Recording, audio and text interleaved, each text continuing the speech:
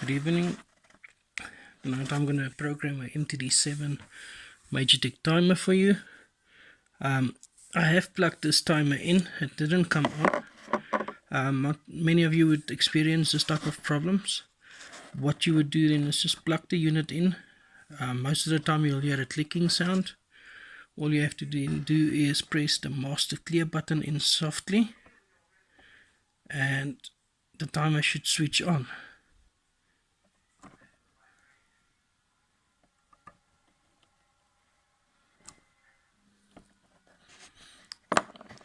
Okay, don't push it in too hard. You'll see I've used a ballpoint pen here. It's about as deep as that tip will go.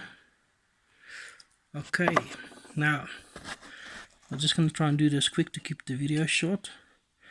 Before we program this timer, I normally just take, you see there on the screen, it says manual off here. Alright, now I'm going to hold the clock button in. We're going to set the time quickly and the day. So there on top it says Monday, which is correct.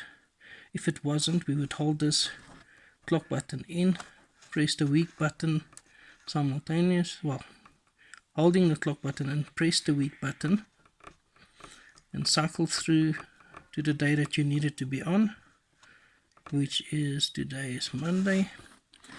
Now the hour, okay, I don't know what time it is now, but let's say I'm going to say it's 5 o'clock. Alright, okay, let's hold that in, make it a few minutes over.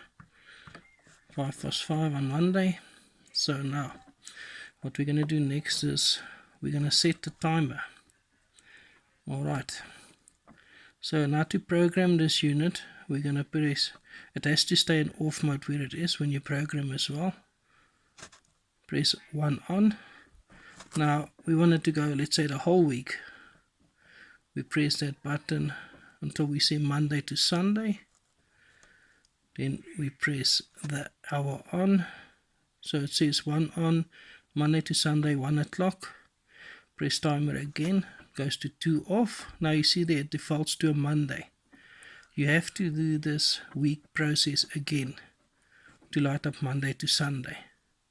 If you don't, it's only going to switch on Monday and off.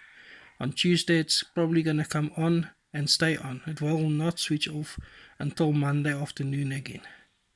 So now let's say 1 o'clock it came on, 2 o'clock it must switch off. Sorry for the focus there. And one more. Okay, I don't want to add anything else there, so I press clock. Now, for it to take settings, it's just a method of doing it. It's how I've been doing it for years. Seems to work quite well. Sorry, this focus keeps on going in and out.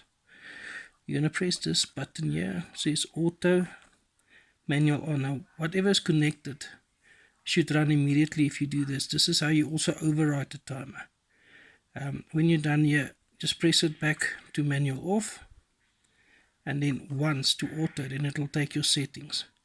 If for any reason you need to change the time or add a program, take it back to manual off, do your changes. When you're done, take it all the way to on again, all the way to off, and then to auto. Now it's got a random button here. What happens here is when you program it, let's say for 5 o'clock on, 10 + 5 off, when you press random after you've programmed it, there it shows random there. This thing will add 5 minutes, take away 10 minutes. You know, it will make it look random, as if someone's home switching on and off lights or doing something's gonna switch on, whatever it is, at a random time. It's gonna be close to what you said, but it's not always going to be exact time, so people will think there's someone at home. Yeah, we don't normally use master clear, but if your timer freezes for any reason, or let's say you've unplugged it for too long, longer than 3 months, the battery inside basically goes into a reserve and it switches off completely. So when you plug it in, you might hear a clicking noise and the screen might come on. You might not hear anything, and the timer looks like it's dead. Plug it in for a few seconds and then press this button in like I said. You press it in until you hear a clicking noise while it's plugged in, and you let it out, and then the timer will come on. Like you see here now, sometimes you have to press properly because it doesn't always go in. Don't use a paper clip. People tend to push too hard, and then you press this little red button all the way in, and then you can't reset it, and sometimes it does affect the working of the timer. If you have any other questions, you're probably going to want to know what this is.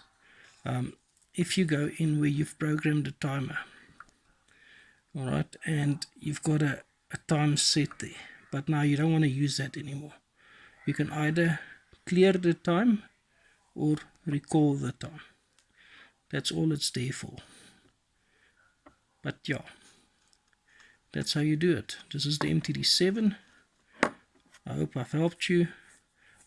Please note, this timer can only switch on minimum a minute. You can't set it in seconds, so it's not ideal for school sirens or tea time alarms. For that you'll need our MTD12 that Majortech sells. That one you can set on the alarm function to switch on about 24 times, and you can tell it to stay on for 5 seconds and switch off, or 3 seconds and switch off. That is the ideal timer to use for school sirens and your work alarms and stuff, your tea time and lunchtime things. And then this timer, maybe to switch lamps on and off. It's a 16 amp timer. It's not really ideal for use on pool pumps or geysers at all. It will not pull that load. Otherwise, yeah, if there's any other questions, let me know. My email is for work. Just use sales@major-tech.com. sales@major-tech.com. This is Benny from Majortech, signing off.